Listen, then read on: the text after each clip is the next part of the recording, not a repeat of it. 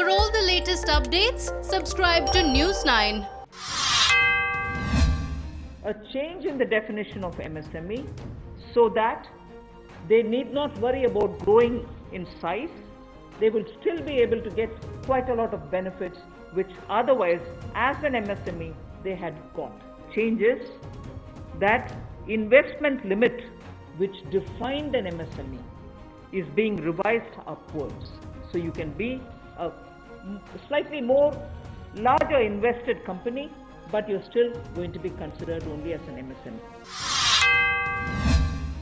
There is a collateral-free automatic loan for MSMEs which is being provided. This will give facility up to 3 lakh crores. 25 crore outstanding for those MSME units for whom 25 crore is the outstanding loan, or 100 crores whose turnover is, will benefit from this.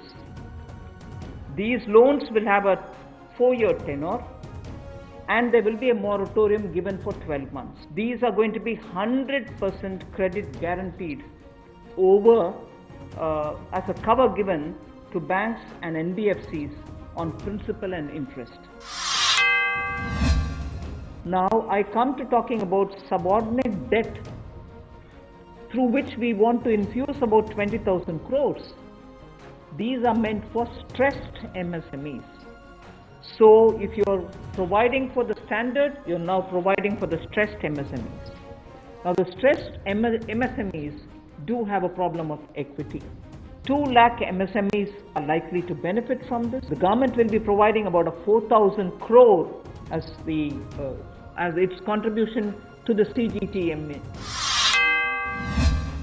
There is a fund of fund being created for infusing about 50,000 crore as equity into the MSMEs.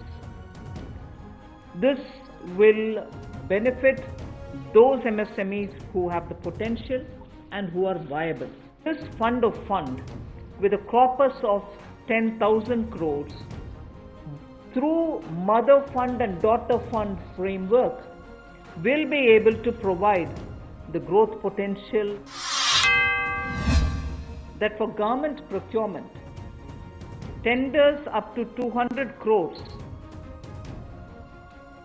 will no longer be on global tender route, meaning global tenders will be disallowed. Government of India and also CPSEs, where there are receivables by MSMEs, we now announce that within the next 45 days, all their receivables will be cleared. 30,000 crore special liquidity scheme. Under the scheme, investment will be made in both primary and secondary market transactions, where investment grade debt papers, this is not infusing equity, this is taking and buying debt papers of NBFCs, housing finance corporations and microfinance institutions, and not high quality debt papers, they can be investment quality also. And these securities with which you're going to buy these debt papers will be fully guaranteed by Government of India. They will be fully guaranteed by Government of India. Is to give 45,000 crore liquidity infusion through a partial credit guarantee scheme for the NBFCs in particular. This is an existing scheme, but we are expanding its scope.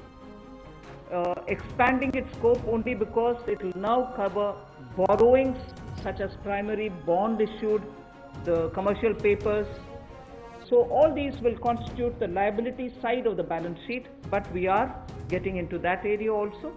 But in this case, as different from the previous one, 20%, the first 20% loss alone will be borne by the guarantor, which is Government of India.